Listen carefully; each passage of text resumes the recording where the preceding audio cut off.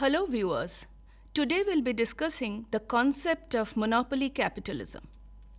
Students, we have already discussed in the previous modules the different concepts and views on capitalism. We had also discussed the concept of capitalism provided by Marx and Lenin. However, monopoly capitalism is a very important concept in the discourse on political economy, primarily because of the rise of the international institutional monopoly capitalism in the contemporary times. To facilitate better understanding of this topic, I have divided the entire discussion into a number of segments. We would first start with the concept of monopoly capitalism, the various aspects of monopoly capitalism. Then we would focus on the central ideas of monopoly capitalism, followed by the different stages of the development of monopoly capitalism, and finally, the features of monopoly capitalism.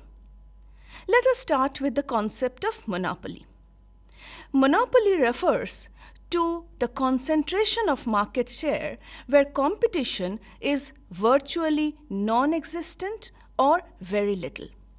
The term monopoly capitalism refers to a particular stage in the development of capitalism in which monopoly control is widespread and explicit. Though the ideological friction of free markets and competition is still maintained in the public discourse. The study of capitalism has entailed both the interrogation of the capitalist mode of production as an abstract, formal object and investigation of the diverse historical forms of the development of capitalism which has taken place across time and place. Now, so far as the duality is concerned, a distinction is made in Marxist political theory between the examination of the capitalist mode of production as such as the pure theory of capitalism with the distinct laws of motion, and the specific historical periods through which capitalism has gone through, such as monopoly capitalism, post-war capitalism, neoliberal capitalism. There have also been different forms of capitalism based on spatial location, such as East Asian capitalism, German capitalism, or capitalism in the New York City. The notion of contemporary capitalism has been invoked in Marxist debates in a general term to refer to the historical phasing and evolution of capitalism. Now, where did monopoly capitalism evolve itself from? Monopoly capitalism evolved itself from laissez-faire capitalism in the late 19th and early 20th century as described by Lenin in Imperialism, the highest stage of capitalism, allowing giant corporations to dominate the accumulation process. Since the late 1970s, especially with the collapse of the Soviet Union in 1990, the system has reached a new level in its development, forcing imperialism, centralization, or the rise of international institutional monopoly capitalism, which we popularly call IIMC, whereby a handful of very powerful nation-states explicitly use international organizations to further their interests and thus bring about accumulation of resources in their own hands, which we call concentration of resources in the hands of few countries. Now, when we speak of capitalism and monopoly capitalism, we have to begin with the understanding of Karl Marx. As Karl Marx noted, capitalism has an inherent drive towards endless accumulation through the production of surplus value.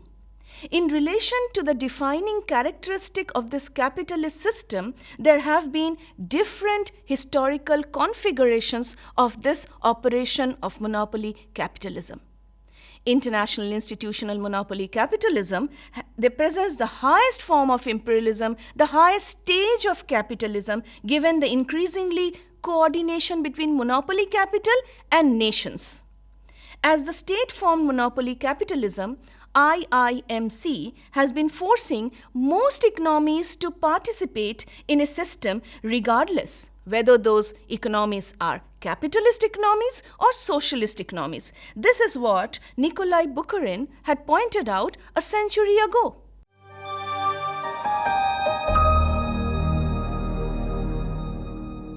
Let us now begin with an analysis of monopoly capitalism. Now, students, the ideas that monopolies are characteristic of a new stage of capitalism emerges at the end of the 19th century, which was introduced to Marxism by Lenin and the theorists of finance capital. However, the term monopoly capitalism acquired a new meaning and a new prominence from the book by Baron and Sweezy, published in 1966, which had a major impact in revising and reviving interest in Marxist economic theory. Although Baron and Sweezy's work on monopoly capital reviewed interest in Marxist economics, it was basically revisionist in character. Now, faced with what appeared to be a stable and growing post-war capitalism, they argued that the contradictions uncovered by Marx has been replaced by others and capitalism had developed new methods for containing them. The key change in capitalist development, they argued, had been the replacement of competition between industrial capitalists by monopolies. In other words, the weight of each firm in the markets in which their commodities were sold underwent a qualitative change. Now, for Baron and Sweezy, this was a characteristic of monopoly capitalism. Now, although they relied and based their work on Marx's concept of centralization and concentration of capital to explain the cause of the rise of monopoly capital, however, they took a standard theorem of neoclassical economics to argue that its effect was an increase in the monopolistic firm's profit. According to Baron and Sweezy, the concept of monopoly capitalism, the ever-increasing profit of monopolistic firms, are given the status of a law which supersedes Marxist concept of the law of falling rate of profit. They argued that the total profit accumulated resulted in the society's economic surplus, and that the surplus tends to rise absolutely and relatively as the system develops. They see the substitution of the tendency of surplus to rise for the law of the falling rate of profit as the theoretical expression of the things that are most essential about the structural change from competition to monopoly capitalism. Now, they believe that this has given rise to a new tendency. And this tendency is quite different from the Marxist concept of surplus value. Please note, students, that Baron and Sweezy did not use the term surplus value used in Marxian economic theory. Rather, they were more keen to use the term surplus. Now, they say that economic surplus is calculated at market prices instead of values. And most significantly, it rests on a normative value judgment concerning the nature of socially necessary costs. For society, they argue, surplus is the total output minus the cost of production as long as the latter is necessary. Some business costs are excluded from this category on the ground that they relate only to the sales effort. For example, they refer to these costs as the wages of the sales force, but also the cost of all the features of different commodities used in the process of production. Finally, the genesis of increases in economic surplus is located in the concept of exchange and market domination. Now, please note that their concept of surplus is different from Marxian concept of surplus value, where Marx believed that surplus value is founded on the concept of labor process and its articulation and the process of valorization. Now, let us come to another analysis of monopoly capitalism provided by Braverman. Braverman argued that the labor process is an important part of monopoly capitalism. In his very important theoretical contribution to monopoly capitalism, he examines the rise of scientific management, which he connects with the beginning of the monopoly capitalist stage. And he traces the rise of monopoly capitalism to the transformation in the labor process in terms of division of labor, de-skilling of labor, and the shifts in occupational structure and the position of the working class that has unfolded in the subsequent years. So Braverman, unlike Baron and Sweezy, locates the rise of monopoly capitalism in the labor process.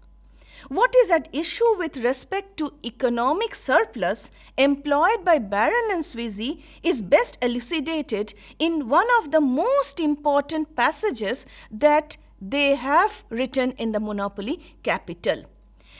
Now, they pointed out that in the context of highly developed monopoly capitalist society, the surplus or the difference between total social output as well as the socially necessary costs of production assumes many forms. Very interestingly, they write in a footnote in their book, and I would like to quote them what they have written in the footnote. To quote Baron and Sweezy, "It is for this reason that we prefer the concept of surplus to the traditional Marxian surplus value, since the latter is probably identified in the minds of most people familiar with Marxian economic theory as equal to sum of profits plus interest plus rent. It is true," they say, "Marx demonstrates in scattered passages in his Capital and theories of surplus value that surplus value also comprises such other items such as revenues of the state and church, the expenses of transforming commodities into money, and the wages of unproductive workers. In general, however, he treated these as secondary factors and excluded them from the basic theoretical scheme of things." Sweezy and Baron further note that it is our contention that under monopoly capitalism, this procedure is no longer justified, and we hope that a change in terminology will help to effect the needed shift in the theoretical position of monopoly capitalism. Thus, the shift in their position from the Marxian concept of surplus value to the concept of surplus, which they feel is the essence of monopoly capitalism. Let us now focus on the central ideas of monopoly capitalism that we have already discussed in a nutshell. The central ideas of monopoly capitalism constitute the value status of the surplus concept, which we had already discussed in terms of the difference in surplus value and surplus. Secondly, the issue of competition in monopoly, where competition may be existent or non-existent. Then the concept of accumulation, capital accumulation and the resultant crisis. And finally, the problem of imperialism, which Lenin calls the highest stage of capitalism.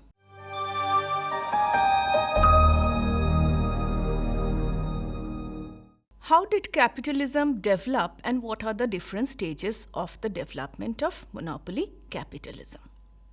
We would try to trace the development of monopoly capitalism from the 19th, 20th to the 21st century. Pre-monopoly capitalism, with free competition predominating, attained the apex of its development in the 1860s and 70s. During the middle and the last part of the 19th century, there took place a transition from pre-monopoly to monopoly capitalism. Monopoly capitalism took its final shape towards the very end of the 19th century and the beginning of the 20th century.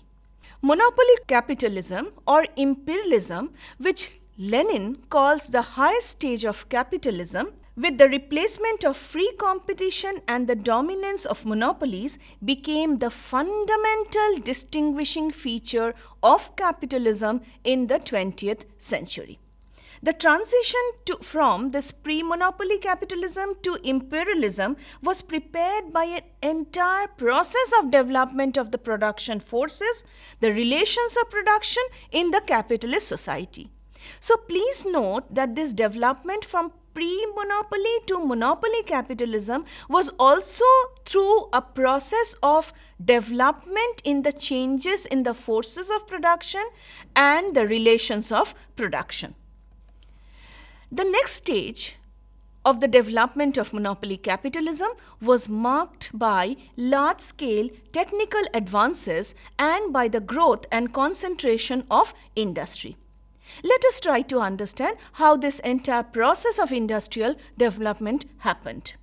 In metallurgy, new methods of smelting steel was introduced. A rapid increase and spread of the new type of prime mover, which we called the dynamo, the internal combustion engine, the steam turbine, the electric motor, all of these accelerated the development of industry and transport. The progress made in science and technology made possible the production of electric power on a mass scale in the fuel-burning power stations and later on in the large hydroelectric stations. All these developments paved the way for the rise of monopoly capitalism. The use of electric power, for example, led to the growing number of new branches in chemical industry as well as of metallurgy. The use of chemical methods was also extended in a number of branches and processes of production. Improvements in the internal combustion engine made possible the appearance and spread of motor transport and later on the aviation industry. In the middle of the 19th century, an interesting development happened. That was the coming of the light industry. Numerous enterprises of comparatively small size belonging to individual owners and the relative importance of joint stock companies now came into sight. The economic crisis of 1873 brought about the collapse of many businesses of this kind, giving a strong fillip to concentration and accumulation of capital. This also led to the process of centralization of capital in few hands. The predominant role in the industry of capitalist countries now began to be played by heavy industry. Above all, metallurgy and engineering, and also of the mining industry, which led to an enormous accumulation of capital. The spread of joint stock companies on a wide scale also led to further centralization of capital. During the 19th century, the capitalist mode of production spread rapidly throughout the world. At the beginning of the 1870s, the oldest bourgeois society, that is Great Britain, still produced more cloth, smelted more pig iron and mined more coal than USA, Germany, France, Italy, Russia, and Japan taken together. Britain held the leading place in the production of industrial produces as well as held an undivided monopoly in the world production process. In other words, Britain was the economic leader in this industrial process of accumulation and concentration of capital. Towards the end of the 19th century, this situation, however, went a marked change. In the younger capitalist countries, large-scale industries of their own started growing up. Owing to this, Britain lost its earlier prestige and industrial leadership, and her monopoly in the world market diminished and decreased. In respect of volume of industrial production, now came USA. It took the first place in the world, followed by Germany, taking the first place in Europe.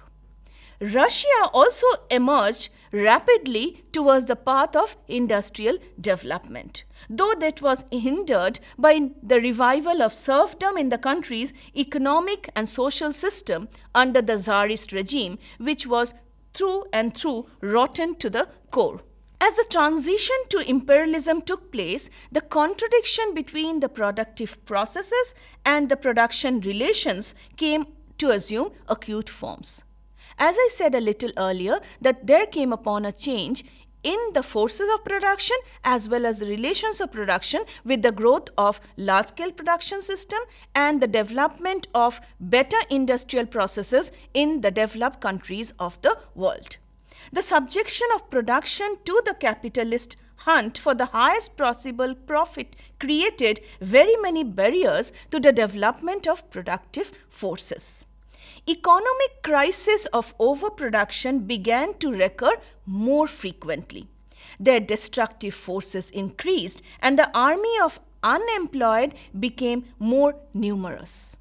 This was a problem of widespread accumulation as well as overproduction.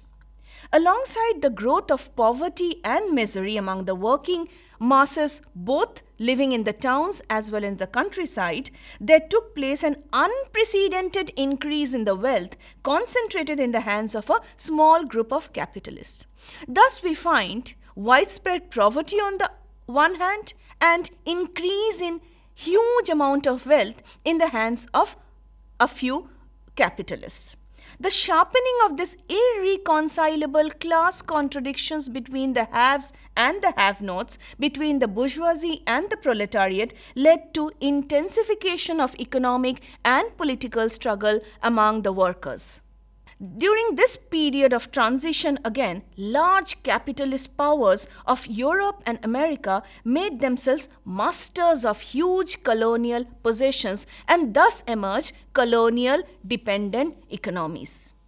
The ruling circles of the capitalist industrial countries transformed the majority of the inhabitants of the globe into colonial slaves who hated their oppressors and struggled to receive independence from them. Thus, we need to understand that colonialism was also a part and result of monopoly capitalism. Colonial conquest extended the field for capitalist exploitation. At the same time, the degree of the working class steadily grew. The extreme sharpening of concentration of capital and the contradictions of capitalism found expression in devastating imperialist wars, which carried off a host of human lives and destroyed vast amount of material wealth, which the two world wars witnessed and which we have seen how they destructed economies and countries altogether. Now, any idea and explanation of monopoly capitalism is incomplete without the ideas of V.I. Lenin, who put forth the concept of monopoly capitalism in his work Imperialism, the Highest Stage of Capitalism. Therefore, we need to understand in brief what did Lenin and how did Lenin conceptualize monopoly capitalism. According to Lenin, monopoly capitalism has been a part of the development of the capitalist process. According to him, the fundamental economic features of imperialism or monopoly capitalism can be deduced to 5 important areas. Number 1, the concentration of production and capital developed to such a high stage that it created monopolies who exerted a decisive influence in the economic life of the country. Secondly, the merging of bank capital with industrial capital and the creation on the basis of this finance capital of a financial oligarchy. The export of capital, which had become extremely important as distinguished from the export of commodities. Fourthly, to Lenin, the formation of international capitalist monopolies which share the world among themselves is also a distinguishing feature of monopoly capitalism. Finally, most importantly, the territorial division of the whole world among the greatest capitalist powers is completed under monopoly capitalism.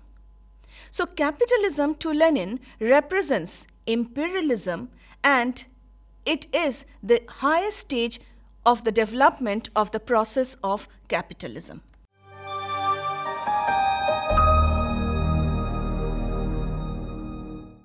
We would deduce two very strong important features of monopoly capitalism.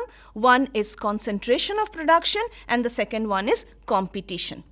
Let us start with concentration of production and its impact on monopoly capitalism.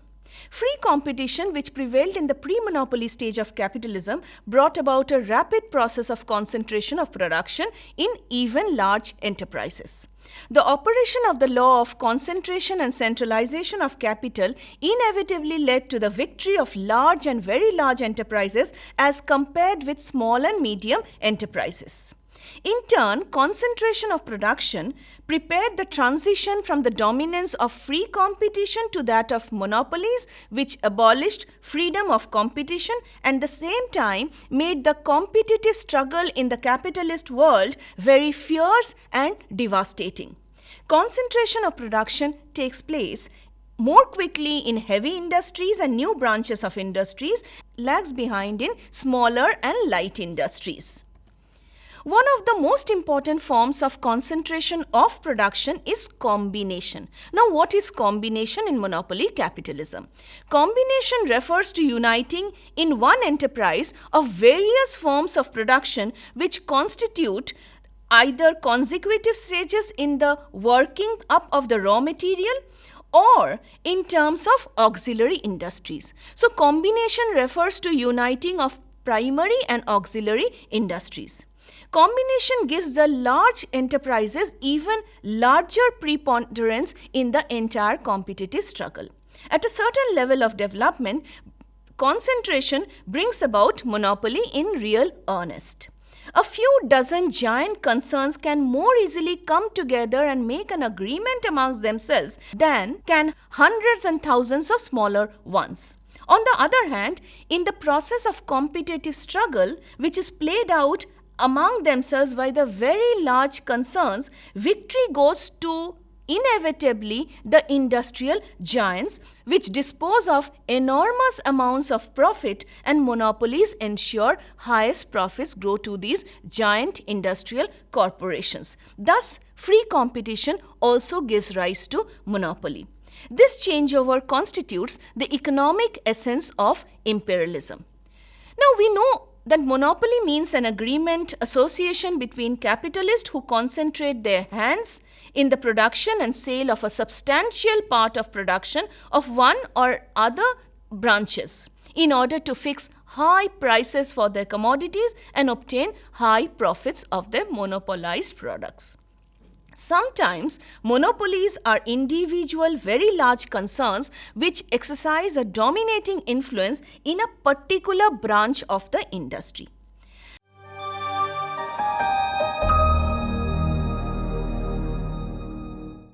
Now, let us move on to the relationship between monopoly capitalism and competition. First, competition does not cease in monopolies.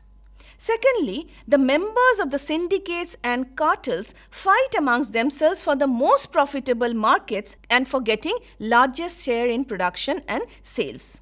Within the trusts and concerns, a struggle is continuously there in order to hold managerial positions and control interest and distribution of profits. Competition goes on between the monopolies, both between monopolies in one and the same branch and monopolies in different branches which supply each other with goods. We can take the example of the steel and the motor car trusts, or which produce goods that can be substituted one with another. For example, the competition between coal, petroleum and fossil fuel or electrical power. Under conditions of a limited capacity of internal market, the monopolies which produce consumer goods, wages are also ferociously struggled within the entire system. Fourthly, competition goes on between the monopolies and the enterprises outside the monopolies. The monopolized branches stand in a privileged position relative to others. Thus, the monopolies take all possible measures to strangle the outsider outside the monopolies which do not form a part of the monopoly associations. The dominance of monopoly imparts a competitive struggle between monopolies inside and outside, which are destructive and predatory in character. Now, the dominance of monopolies lead to what we call socialization of production. But the fruits of this socialization will inevitably fall in the hands of few monopolists whose oppression of the remainder of the population becomes particularly heavy. This leads to further deepening of contradictions of capitalism, the contradiction between social character of production and the private capitalist form of appropriation, as a result of which crisis becomes more acute.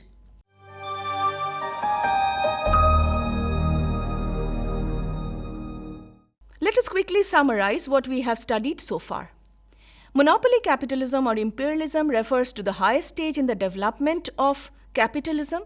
It also refers to concentration of capitalist profit through exploitation, and finally, the impoverishment of the working masses as well as ruining of the economies of backward countries, which can be manifested in wars as well as militarization of the national economy. Thank you.